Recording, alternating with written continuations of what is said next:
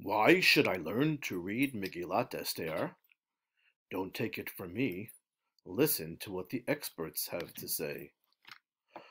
I'll have to play catch-up when I get to Brooklyn, because I never learned to read the Megillah.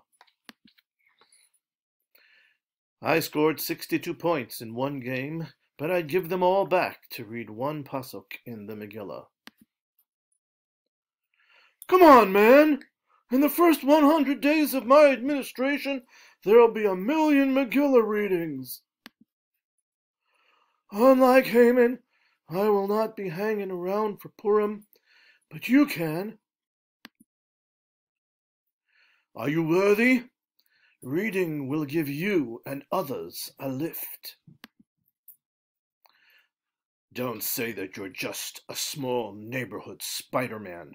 The world needs you.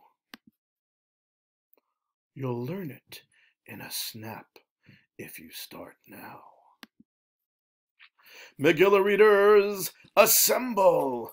Email Moshe at saracademy.org for your part.